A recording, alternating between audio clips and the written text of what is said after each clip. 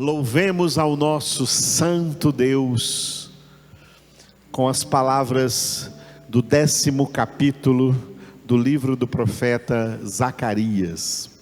Zacarias, capítulo 10. Aleluia. Oremos juntos. Pedi ao Senhor chuva no tempo das chuvas serôdias. Ao Senhor que faz as nuvens de chuva, dá aos homens aguaceiro e a cada um erva no campo. Porque os ídolos do lar falam coisas vãs, e os adivinhos veem mentiras, contam sonhos enganadores e oferecem consolações vazias. Por isso anda o povo como ovelhas, aflito, porque não há pastor. Contra os pastores se acendeu a minha ira, e castigarei os bodes guias. Mas o Senhor dos exércitos tomará a seu cuidado o rebanho, a casa de Judá, e fará desta o seu cavalo de glória na batalha. De Judá sairá a pedra angular, dele a estaca da tenda, dele o arco de guerra, dele sairão todos os chefes juntos, e serão como valentes, que na batalha pisam aos pés os seus inimigos na lama das ruas. Pelejarão, porque o Senhor está com eles, e envergonharão os que andam montados em cavalos. Fortalecerei a casa de Judá e salvarei a casa de José, e fá-los-ei voltar, porque me compadeço deles, e serão como se eu não os tivera rejeitado, porque eu sou o Senhor, seu Deus, e os ouvirei. Os de Efraim serão como um valente, e o seu coração se alegrará como pelo vinho. Seus filhos o verão e se alegrarão. O seu coração se regozijará no Senhor. Eu lhes assobiarei e os ajuntarei, porque os tenho remido. Multiplicar-se-ão como antes se tinham multiplicado. Ainda que os espalhei por entre os povos, eles se lembram de mim em lugares remotos. Viverão com seus filhos e voltarão, porque eu os farei voltar da terra do Egito e os congregarei da Assíria. Trá-los-ei à terra de Gileade e do Líbano, e não se achará lugar para eles. Passarão o mar de angústia, as ondas do mar serão feridas, e todas as profundezas do Nilo se secarão. Então será derribada a soberba da Assíria, e o cetro do Egito se retirará. Eu os fortalecerei no Senhor, e andarão no seu nome, diz o Senhor. Hoje, com o capítulo 10 do livro do profeta Zacarias, nós vamos meditar em um tema que sempre foi uma realidade no meio da totalidade do assim chamado povo de Deus, e o povo de Deus das duas alianças, da antiga aliança e agora o povo de Deus da nova aliança.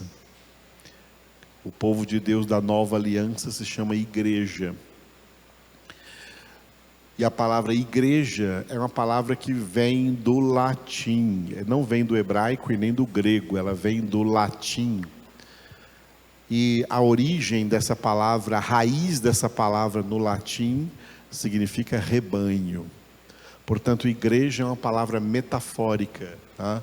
Significa rebanho, comparando Deus a um pastor e a nós, seu povo, como suas ovelhas.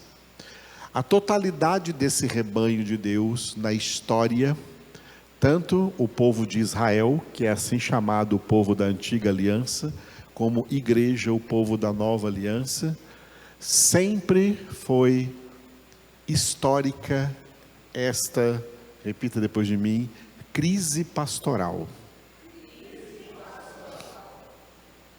O povo da antiga aliança teve crise de pastores, o povo da nova aliança, em todo o tempo da história, tem crise de pastores.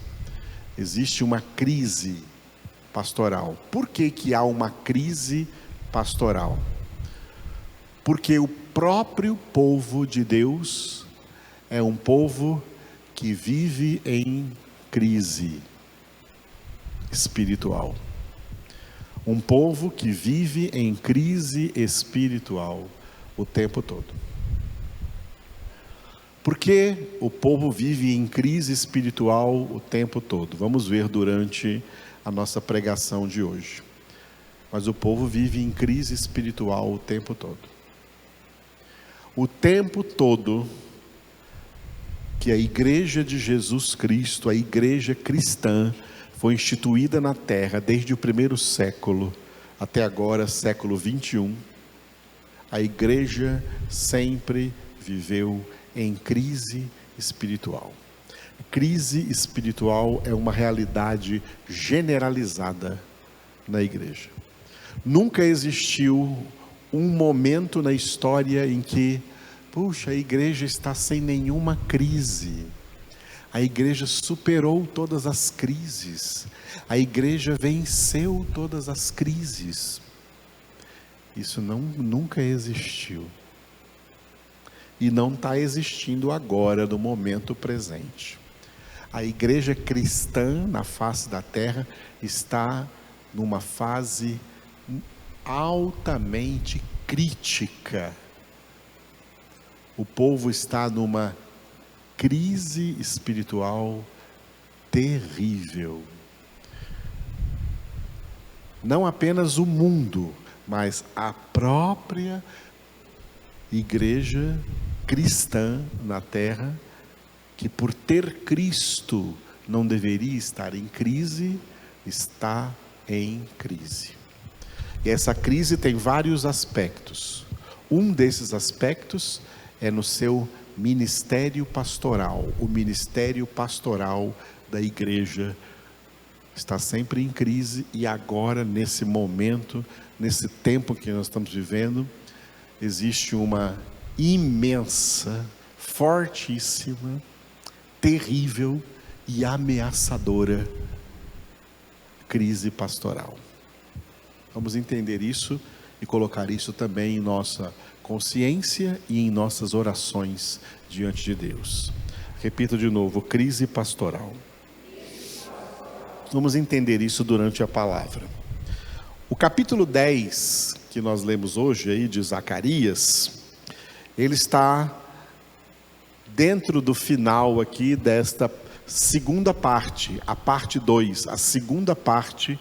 Zacarias tem duas partes, e essa aqui é a segunda parte. A segunda parte do livro do profeta Zacarias vai do capítulo 7, versículo 1, até o capítulo 11, versículo 3.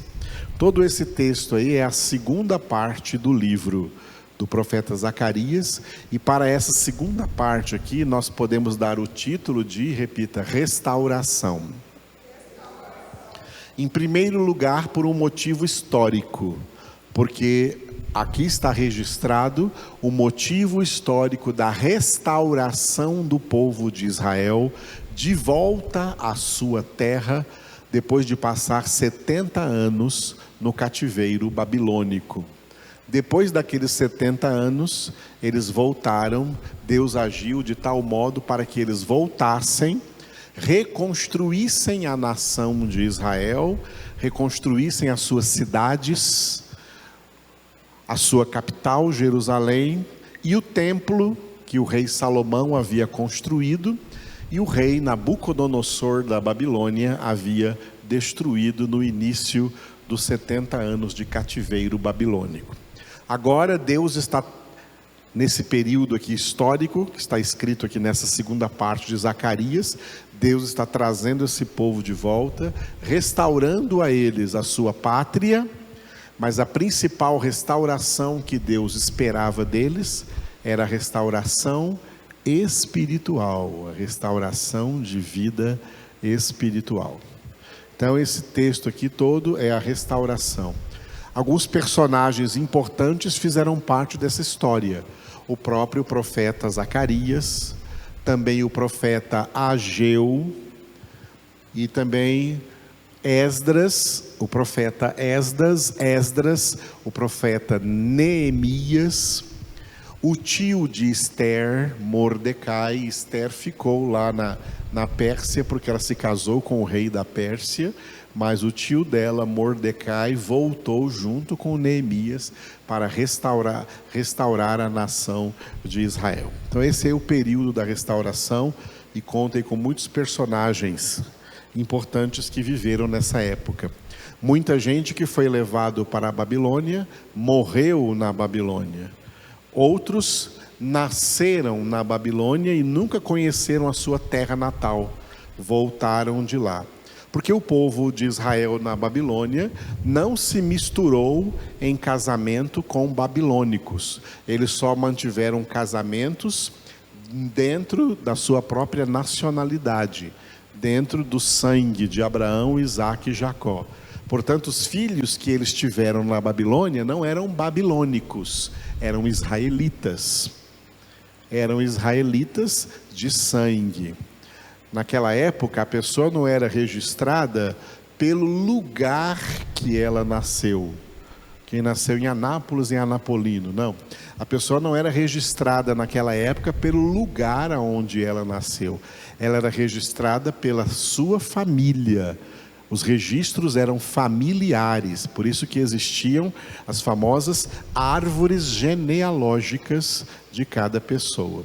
Então, mesmo que uma pessoa de uma determinada família nascesse fora da sua nação de origem, ela era então registrada como sendo da sua nação de origem, a nação de origem da sua família, da sua árvore genealógica. Então, nessa época que estavam voltando da Babilônia, muitos que foram levados para a Babilônia voltaram, e a gente pode imaginar que eles voltaram velhinhos, porque viveram 70 anos da Babilônia, voltaram bem idosos. E outros nasceram na Babilônia, voltaram mais jovens. Muita gente então voltou da Babilônia para Israel nesse período chamado período da restauração. Muito bem, essa parte 2 do livro do profeta Zacarias, ela está dividida assim, ó. Tem um desenvolvimento que vai do capítulo 7 até o capítulo 9, nos quais o profeta Zacarias falou de, repita, 2 períodos. Nós vimos isso até sábado passado, tá? Capítulo 7 e 8 falou desse período da restauração que eu acabei de falar para vocês. E o capítulo 9 falou do período que veio logo depois desse. Logo depois do período da restauração, veio um período de resfriamento. A restauração foi o último avivamento que Deus trouxe para o povo de Israel, e depois veio um resfriamento. O último profeta nesse resfriamento foi o profeta Malaquias. E a partir do profeta Malaquias, começou um período chamado período interbíblico, ou período intertestamentário. Um período que durou 4 séculos, 400 anos, de Malaquias até a vinda do Senhor Jesus. E aqui nessa ordem, restauração, e depois resfriamento, e depois período interbíblico. Logo depois vem o que está profetizado aqui, na conclusão da parte 2 de Zacarias. A conclusão é da parte 2, capítulo 10, versículo 1, até o capítulo 11, versículo 3, diga, vinda do Messias. Nessa conclusão da parte 2, Zacarias profetizou, recebendo a palavra de Deus, sobre a vinda de Jesus, tá? A vinda do Messias, a vinda de Jesus. Messias é uma palavra hebraica, que se pronuncia Mashirá. Mashirá, que traduzido para o português é ungido. Ungido, ou Cristo. Só que Cristo também não é uma palavra portuguesa. Cristo é uma palavra grega. A palavra portuguesa para Messias e para Cristo é ungido. Jesus é ungido por Deus Pai para ser o nosso Salvador. Aleluia. Muito bem. Dentro dessa conclusão que nós estamos entrando hoje, já passamos pelo desenvolvimento até o capítulo 9, dentro dessa conclusão, cujo título é, diga de novo, Vinda do Messias, nós encontramos essa divisão aqui, ó. Essa conclusão toda está dividida aqui nessas 3 pequenas partes, tá? Primeira parte, os 3 primeiros versículos do capítulo 10, Zacarias 10, de 1 a 3, diga, obra do Senhor. Eles estão falando aqui, a obra do Senhor é exatamente a restauração. O Senhor é quem os trouxe, os estava trazendo da Babilônia para a sua terra, tá? A grande obra do Senhor, aqui profetizada nessa história que aconteceu com Israel, é a obra do Senhor nas nossas vidas, nos tirando do mundo, o mundo é a Babilônia, o império das trevas, o mundo que jaz no maligno, e nos transportando para o reino do Filho do seu amor. Essa é a obra do Senhor nas nossas vidas. A grande obra do Senhor na minha vida, tá? Não é a cura de uma enfermidade, não é alguma bênção que eu ganhei. Tudo que nós ganhamos procede de Deus. Está escrito em João capítulo 3, o homem não pode receber nada que não lhe seja dada do alto, não lhe seja dada do céu. E em Tiago capítulo 1 também está escrito, todo dom precioso, toda dádiva perfeita desce do Pai das luzes, em quem não há sombra de mudança nem de variação. Tudo procede de Deus, mas a maior bênção que recebemos de Deus é a salvação em Cristo Jesus. Todo mundo é abençoado por Deus, mas só os poucos escolhidos são abençoados com a salvação, a maior de todas as bênçãos de Deus. Muitas pessoas abençoadas com muitas bênçãos de Deus vão para o inferno mesmo assim, porque são abençoadas com muitas bênçãos de Deus, mas não com a salvação, não com a maior de todas as bênçãos, que é a salvação. A maior obra do Senhor na nossa vida é a salvação. Ainda dentro do capítulo 10 que nós lemos, do versículo 4 ao versículo 12, tem 2 nomes aí, diga, Judá e Efraim. Judá era a tribo mais numerosa que voltou da Babilônia. Das 12 tribos de Israel que sobraram dos 2 cativeiros, cativeiro assírico e cativeiro babilônico, o maior número era da tribo de Judá, porque era na tribo de Judá que estava se desenvolvendo a árvore genealógica de Jesus Cristo. Era na tribo de Judá que Deus estava encarnando nessa história o seu filho Jesus até que ele nascesse. E é por causa da tribo de Judá que os israelitas passaram a ser chamados de judeus. Judeus vem de Judá, da tribo, por causa da tribo de Judá. Mas eram 3 tribos principais, a tribo de Judá, a tribo de Levi e a tribo de Benjamim. Só que no meio desses, como Deus prometeu aqui, tem um versículo que nós já passamos aqui anteriormente, no livro do profeta Zacarias, onde Deus falou assim, eu encherei Judá de Efraim. O que isso significa? Que Deus trouxe da Assíria, do Egito, de lugares espalhados, pessoas das outras 10 tribos do norte que foram levadas pelo cativeiro assírico, e o Senhor trouxe pessoas dessas 10 tribos do reino do norte, que leva o nome de um dos filhos de José, que é Efraim.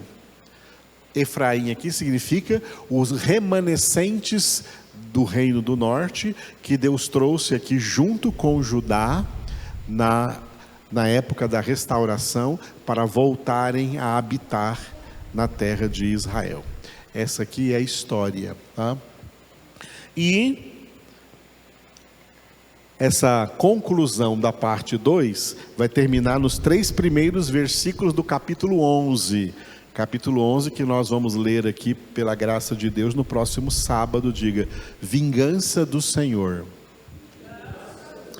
Depois que o Senhor trouxe Israel de volta para a sua terra, Ele prometeu a Israel que se vingaria dos seus inimigos ao redor, das nações que queriam ver a destruição de Israel. Eles experimentaram a vingança do Senhor, a justa vingança do Senhor. A única vingança justa é quando Deus se vinga. Viu? Quando o homem se vinga, é pecado. Quando Deus se vinga, não é pecado, é justo. Glória a Deus.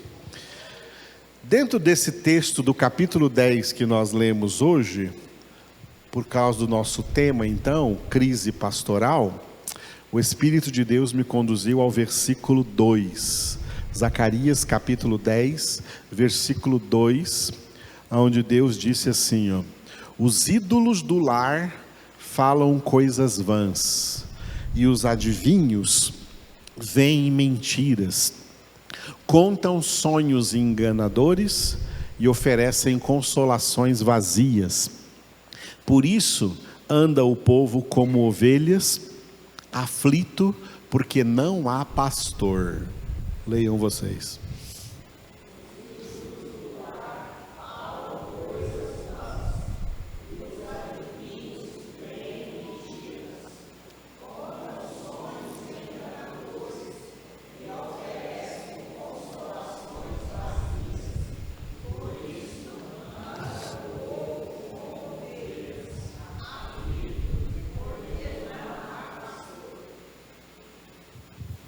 A falta de um ministério pastoral sério, em conformidade com a palavra de Deus, faz com que o povo se torne idólatra. Aqui está o significado da idolatria nos ídolos do lar. Falam coisas vãs, coisas vazias. Adivinhos, que significam falsos profetas, que está cheio por aí, profetas mentirosos, que contam sonhos enganadores, mas contam como se fossem sonhos de Deus, mas não são de Deus, são sonhos enganadores, e oferecem ao povo consolações vazias, porque consolam o povo apenas para suas realidades terrenas. Deus vai te prosperar, vai dar tudo certo para você aqui nessa terra. Consolações vazias. Essa é uma história que é um círculo vicioso no meio do povo de Deus. Foi um círculo vicioso no meio do povo de Deus da antiga aliança, e é um círculo vicioso no meio da igreja cristã, o povo de Deus na nova aliança. Por falta de pastores verdadeiros, pastores sérios, pastores de Deus, o povo fica sem conhecimento, e o povo sem conhecimento é um povo que perece, como nós vimos em Oséias capítulo 4, versículo 6, Deus dizendo: meu povo perece por falta de conhecimento. Deus usou os profetas do Antigo Testamento muitas vezes para repreender os pastores que não estavam pastoreando o povo como devia. E da mesma forma, essas repreensões cabem aos pastores de hoje que não estão fazendo o que era para fazer. Não estão realizando o ministério cristão, o ministério pastoral, como deveriam estar realizando. Mas isso tem uma razão. Por isso que o nosso tema de hoje é, repito de novo, crise pastoral. Por que existe uma crise pastoral? Vamos tomar um texto-chave que eu uso muito aqui, e hoje é um dos dias para usá-lo, que é o que Jesus disse em Mateus 22, 14. O que Jesus disse em Mateus 22, 14? Muitos são chamados, porém, poucos escolhidos. Essa realidade é uma realidade de todas as épocas na terra. Antigo Testamento, muitos foram chamados à existência como filhos de Abraão, Isaque e Jacó. Mas nem todo descendente de Abraão é salvo, só o remanescente fiel, poucos escolhidos. Assim também agora, muitos são chamados cristãos, muitos são chamados crentes, muitos são chamados protestantes, muitos são chamados evangélicos. Tudo isso aí tem salvação? A maioria não, só um pouco, só um resto, só o remanescente, segundo a eleição da graça. Só os eleitos de Deus são salvos. Somente aqueles, conforme está escrito em Efésios 1:4, aqueles que o próprio Deus escolheu em Cristo antes da fundação do mundo, para serem santos e irrepreensíveis diante dele. E a esses, no versículo 5, ele os predestinou para receberem a adoção de filhos, segundo o seu beneplácito em Cristo Jesus, segundo a sua boa vontade, a boa vontade de Deus. Beneplácito é boa vontade de Deus em Cristo Jesus. Por isso Paulo escreveu o capítulo 9 de Romanos, dizendo que a salvação não é para quem quer e nem para quem corre atrás dela. A salvação é para aqueles aos quais Deus manifestar a sua misericórdia, a sua compaixão, e esses foram escolhidos por Ele antes da fundação do mundo. E antes da fundação do mundo, antes de existirem, antes do universo existir, o nome dessas pessoas já foi inscrito no livro da vida do Cordeiro. E eles são poucos. Então muitos são chamados, porém poucos escolhidos. Essa realidade não acontece só no meio do povo de Deus. O povo de Deus está dividido nesses dois grupos: um grupo grande, muitos chamados, um grupo pequeno, poucos escolhidos. Tá? Isso inclui também aqueles que chegam ao cargo de ministros à frente desse povo. Isso inclui também aqueles que chegam ao ministério pastoral. Por isso, assim como entre o povo muitos são chamados e poucos escolhidos, isso também acontece no meio dos pastores. Muitos pastores chamados, poucos pastores escolhidos. Leia essas duas frases.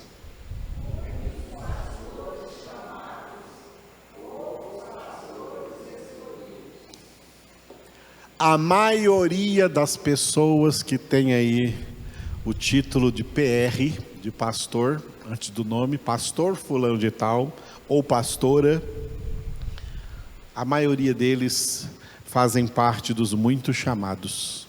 São pastores muito chamados. Muitos pastores chamados.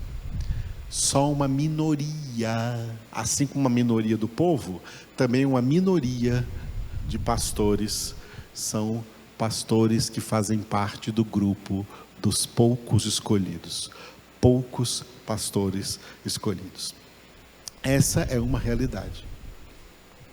Então, a pessoa tem que pensar se ela é eleita de Deus, se ela é escolhida de Deus, e também tem que pensar se ela está numa congregação onde o ministro dessa congregação, o pastor à frente dessa congregação, também é um pastor escolhido por Deus, eleito por Deus. Se a pessoa não é eleita, primeira coisa, ela nem acredita em nada disso que eu estou dizendo aqui. Quem não é eleito, não acredita em nada disso que eu estou falando aqui. Os crentes que não são eleitos, os muitos chamados, eles creem no evangelho diferente, que não é o de Jesus Cristo. Eles creem no evangelho da vontade do homem. Eles creem no evangelho da escolha do homem. Eles creem no evangelho da aceitação do homem. Eles creem no evangelho da dependência do homem. E esse evangelho prega para os homens: depende de você, é você quem abre a porta, é você quem aceita. Se você aceitar Jesus, você vai ser salvo. Esse evangelho é falso, mas a maioria acha que é verdadeiro. Por que a maioria acha que é verdadeiro? Porque a maioria é composta de muitos chamados, e não aceita quando a salvação não é nós aceitarmos Jesus, é nós sermos aceitos por Jesus. É Jesus quem aceita e é Jesus quem rejeita. Jesus rejeita muitos chamados. Jesus só recebe, só aceita os poucos escolhidos. E Jesus até disse em João 17 que ele só ora ao Pai por eles. Pai, eu não rogo pelo mundo, eu só oro por aqueles que do mundo tu me deste. Eram teus e tu me destes. É por eles que eu me santifico, Jesus disse. Agora, se uma pessoa tem todas as características da eleição, existem características que diferem os muitos chamados dos poucos escolhidos. Muitas características que de vez em quando eu vou colocando uma ou outra aqui durante as pregações.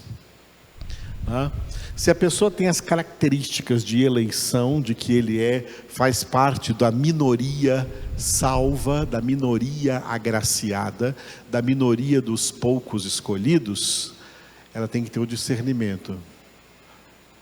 A congregação onde eu participo, o pastor dessa congregação, ele tem características de eleito ou de chamado? Se esse pastor tiver características de chamado, esse eleito escapa dessa denominação e vai procurar uma onde o pastor tenha características de eleição. Porque muitos pastores chamados, existem muitos pastores chamados, e em contrapartida existem poucos pastores escolhidos. Pastor escolhido é raridade. Vamos entender isso no segundo ponto agora aqui, ó. Repita depois de mim essas duas frases: muitos pastores profissionais, poucos pastores ministeriais. Repita. Muitos pastores profissionais, poucos pastores ministeriais. Os muitos pastores chamados são homens que se tornaram pastores ou mulheres, sei lá, depende do caso.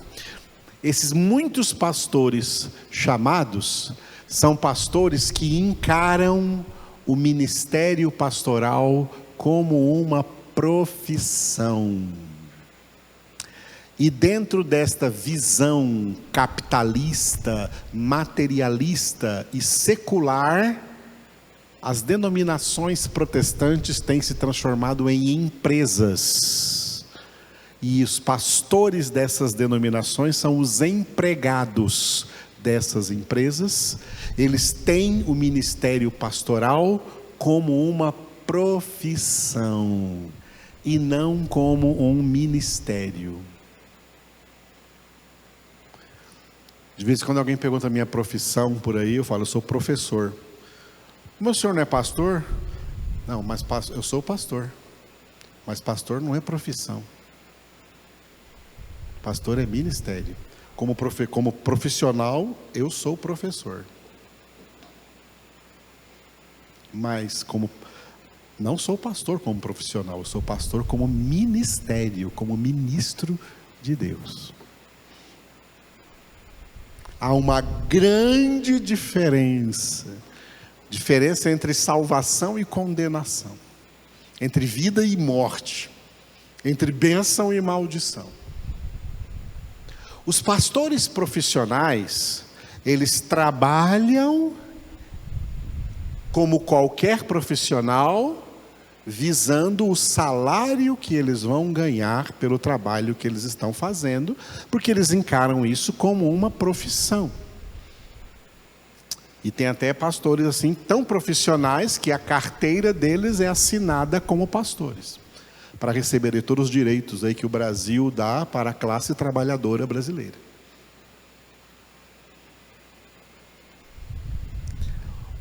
Os pastores profissionais encaram o ministério pastoral como qualquer profissional encara a sua profissão. Você trabalha na sua profissão para ganhar dinheiro e se sustentar. Então, os pastores profissionais não trabalham em prol do Evangelho de Cristo em primeiro plano. Eles trabalham em prol do próprio salário de profissão de pastor. Jesus não disse que ser pastor é profissão. A Bíblia diz que ser pastor é ministério. Existem poucos pastores ministeriais. Os pastores ministeriais, eles trabalham e o objetivo deles não é o salário, embora é justo e bíblico que eles ganhem salário. A Bíblia diz que quem prega o Evangelho deve viver do Evangelho. E a Bíblia diz para quem aprende a palavra de Deus, vocês que estão recebendo o ensinamento da palavra, faça participante de todas as coisas boas aquele que vos ensina. Isso é bíblico, que o pastor receba os seus proventos, porque o pastor é ser humano, tem que comer, tem que beber, tem família, tem mulher, tem filhos, também como todos tem que pagar água, luz, tem que colocar pão de cada dia em casa. Então é justo que o pastor receba. Só que a diferença é essa: os pastores profissionais visam o que recebem de salário. Os pastores ministeriais visam o crescimento espiritual das ovelhas de Cristo. A coisa mais importante para o pastor, que é ministro, não profissional, que é ministro, que tem ministério, é ver as ovelhas de Cristo serem edificadas na palavra de Deus. Eles não colocam a sua motivação no salário que recebem. Os profissionais é que fazem isso. E tem muitos pastores profissionais. É a diferença entre pastores ordenados por Deus e pastores ordenados por igrejas. Ok? Estão entendendo isso? Próximo ponto, repita as duas frases depois de mim. Muitos pastores agradando a homens, poucos pastores agradando a Deus.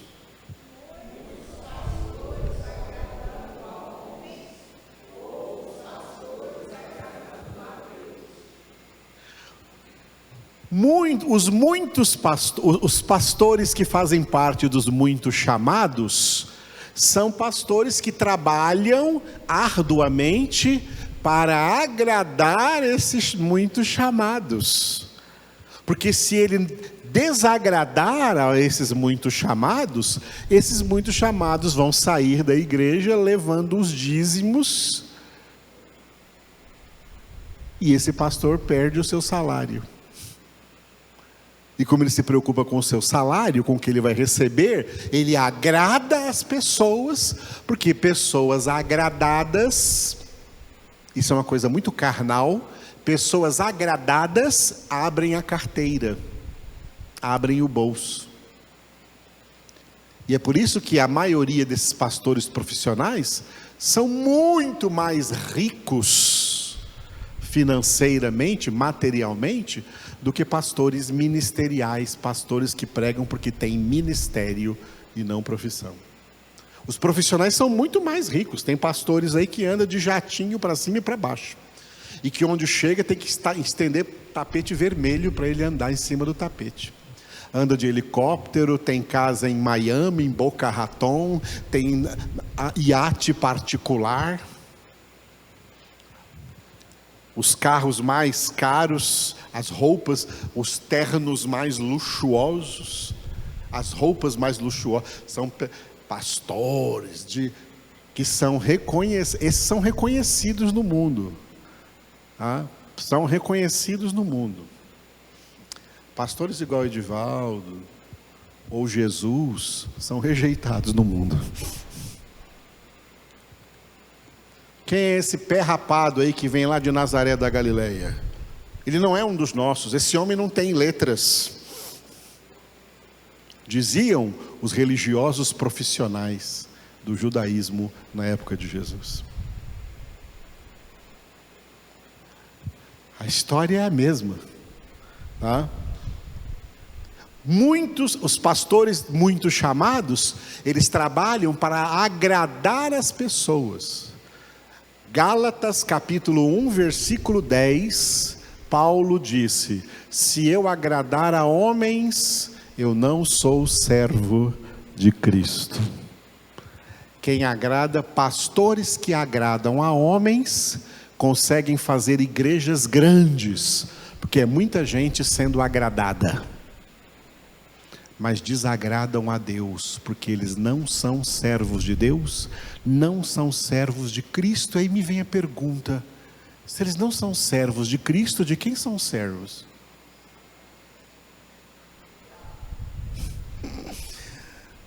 Que sério, irmãos. Já pensou você fazer parte de uma igreja onde o pastor é servo de Satanás? Porque tudo que ele faz é para te agradar, para você abrir o bolso?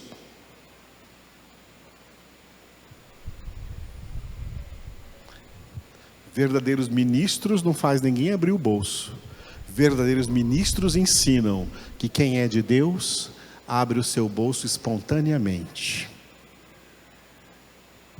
Porque quem recebeu a graça se torna eternamente grato. E manifesta essa gratidão espontaneamente, até nos seus dízimos e ofertas. Mas pastores profissionais?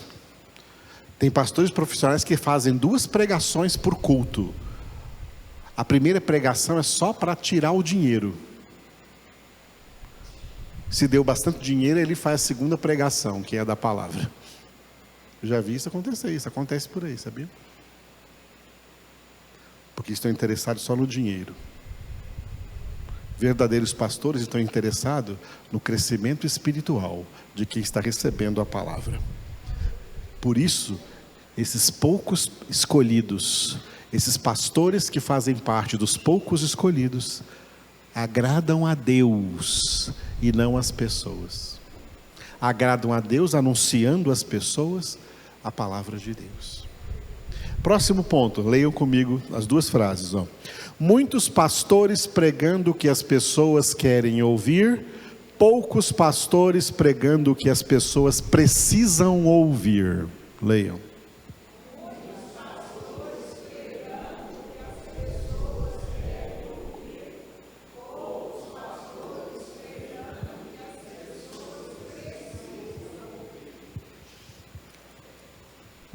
Os pastores dos muitos chamados pregam o que eles querem ouvir. Porque esses pastores têm medo de pregar alguma coisa que essas pessoas não gostariam de ouvir e elas saírem daí, daquela igreja deles, levando embora seus dízimos para outra igreja. Tá? Alguns aqui já sabem, eu já contei essa história, só não falei quem foi o tal. Não falo quem foi o tal, mas teve uma pessoa que já fez parte aqui da nossa congregação. E um dia lá, sei lá o que ele fez, que ele deve ter ganhado lá 8 mil reais em algum lugar. E chegou aqui com 800 reais e jogou aqui em cima do altar. No final de um culto. Aqui está pastor Edivaldo, aqui está 800 reais, 8 notas de 100 reais, 800 reais, esse é o meu dízimo desse mês, mas ele só vai ficar aqui, se o senhor fizer uma campanha de prosperidade aqui na igreja. Eu falei, foi muito bom você dizer que esse dízimo é seu, você pode pegar ele e levar para onde você quiser, porque aqui eu não faço bezerro de ouro para ninguém, aqui eu prego o evangelho de Jesus Cristo.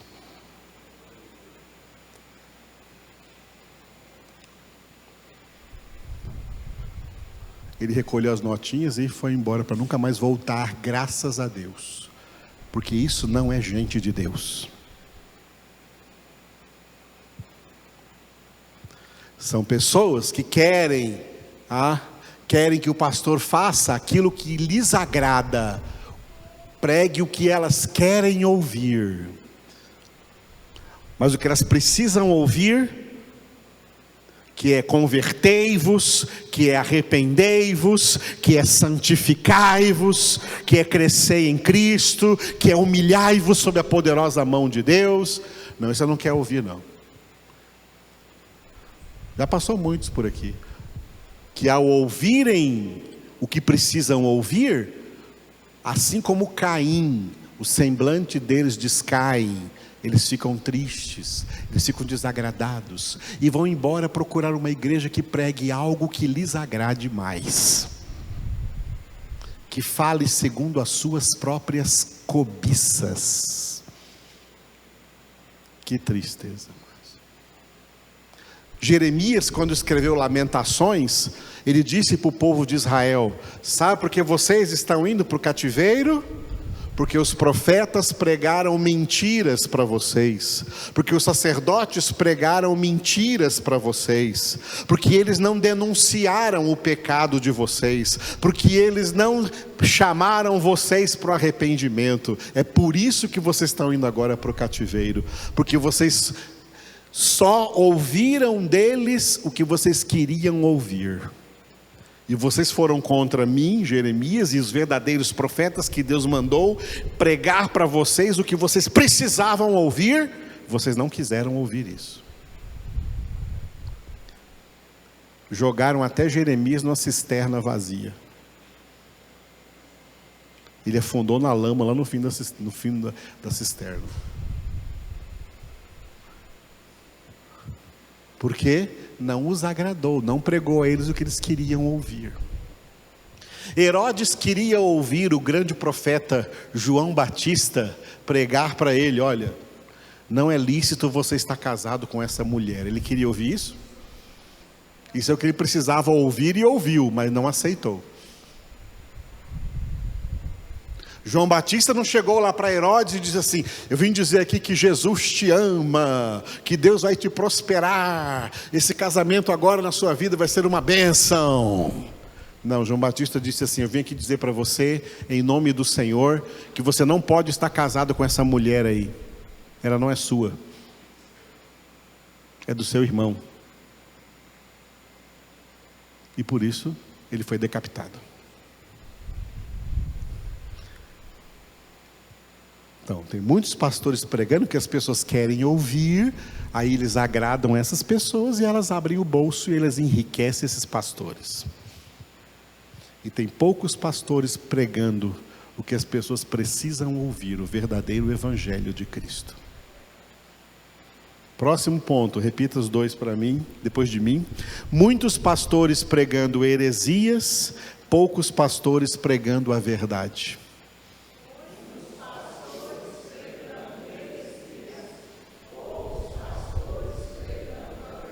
Foi exatamente o que nós lemos aqui no versículo 2 de Zacarias, ó, pregando ídolos do lar, adivinhos, adivinhações, mentiras, sonhos enganadores, consolações vazias. Essa é a mensagem dos hereges, tá? As heresias que pregam, os cultos heréticos que fazem. Tem coisas horríveis acontecendo por aí, irmãos. Tem coisas horríveis acontecendo por aí dentro de templos ditos evangélicos, ditos cristãos de heresias. Muitos pregando heresias. Poucos pastores pregando a palavra. A palavra é a verdade. Jesus é a verdade. Poucos pastores pregando a verdade, mas esses são os pastores que Deus dá aos seus eleitos. Jeremias capítulo 3, versículo 15, Deus disse através de Jeremias: dar-vos-ei pastores segundo o meu coração, que vos apacentem com conhecimento e com inteligência.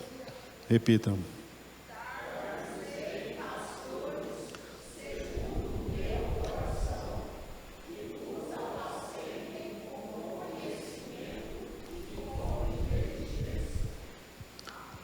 Ouviram? Essa semana alguém que já foi aqui da nossa igreja, né, encontrou alguém que ainda é daqui e disse para essa pessoa: eu saí de lá porque o pastor é duro demais. Eu sou duro? Vai ver a dureza que vai ser o inferno. Vai ver a dureza que vai ser o lago de fogo e de enxofre. Vai ver a horrenda coisa que é cair nas mãos do Todo-Poderoso, como dizem Hebreus. Isso aí é o que acontece com os muitos chamados, tá? Eles não querem a verdadeira palavra de Deus, nem o verdadeiro Deus.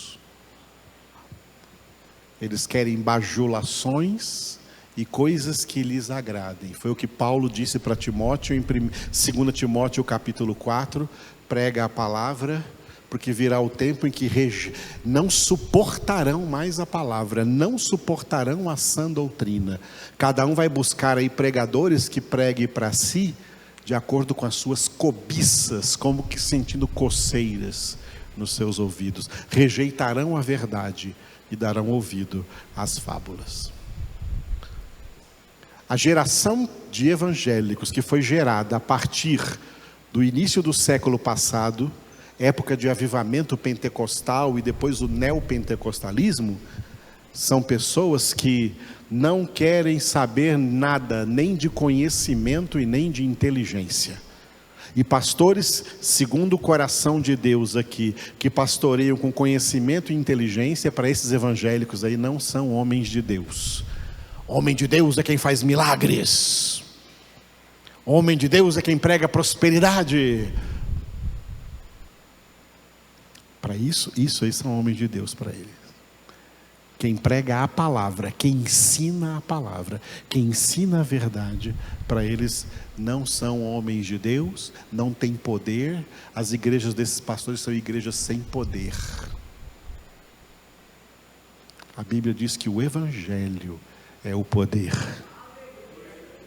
A palavra é o poder.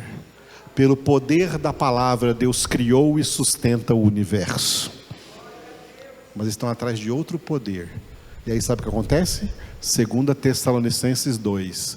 Deus lhes manda a operação do erro para darem crédito à mentira, já que não deram crédito à verdade que poderia salvá-los. Aleluia. Foi bem compreendida essa mensagem, cujo título é, diga, crise pastoral. Há uma crise pastoral por aí afora. Verdadeiros pastores trabalham no anonimato, porque verdadeiros pastores, na sua maioria, não se tornam famosos, porque o evangelho que eles pregam é execrado pelo mundo, pelos mundanos e pelos muito chamados. Eles querem um outro evangelho que lhes agrade mais, só que não salva.